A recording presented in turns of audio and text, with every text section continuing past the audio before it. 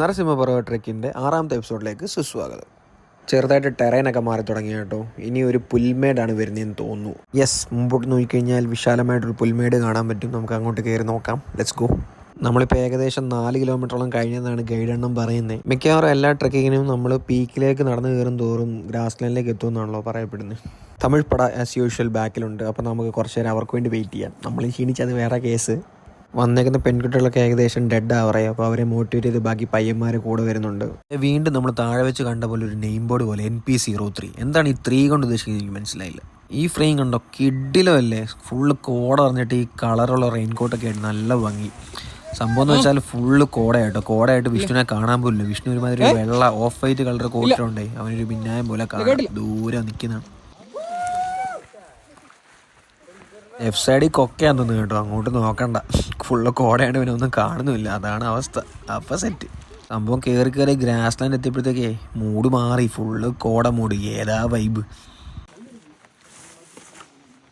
Bro நீங்க கீகா route தான் புக் பண்ணிருக்கு. கீகா இந்த ரூட் தான் புக் பண்ணிருக்கு. You don't know. கீகா ரூட் தான். ஓகே सुनो कोई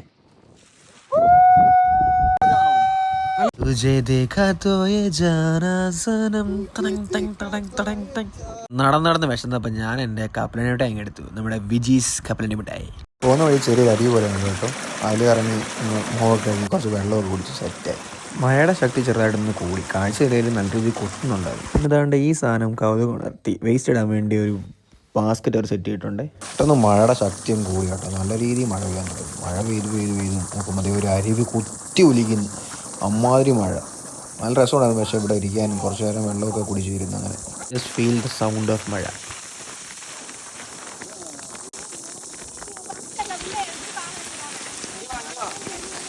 ഈ വീടാണ് നരസിംഹപർവ്വത ട്രെക്കിൻ്റെ മറ്റൊരു അട്രാക്ഷൻ കേട്ടോ. ഒറ്റപ്പെട്ട് കിടക്കുന്ന ഒരു വീട്. കൈ കൈ കൈ കൈ വിടരുത്, കൈ വിടരുത്. പയ്യെ പയ്യെ പയ്യെ വിടരുത്. പയ്യണ്ടോ. സെറ്റ്.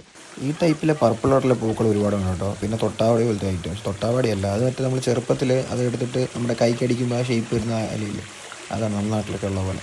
മഴ നല്ല ശക്തമായിട്ട് കൂടിയതുകൊണ്ട് മേളിൽ നിന്ന് വെള്ളം ഇങ്ങനെ ഒലിച്ച് വരുന്നുണ്ട്. ചെളിവെള്ളമാണ്. അതെല്ലാം കയറി പോകണം. നോക്കാം.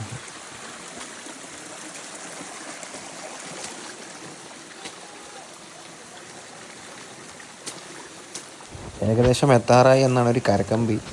ഗൈഡേട്ടനെ കാണുന്നില്ല. മഴയുടെ ഒപ്പം തന്നെ നല്ല രീതിയിൽ കാറ്റ് വീശുന്നുണ്ട്. നിങ്ങൾക്ക് കാണാൻ പറ്റുമെന്ന് അറിയില്ല. എന്നാലും ഭയങ്കര ഒരു അടിപൊളി അറ്റ്മോസ്ഫിയർ ആയിട്ട് വരും. അപ്പോൾ ബാക്കി വിശേഷങ്ങൾ അടുത്ത വീഡിയോയിൽ. ബൈ.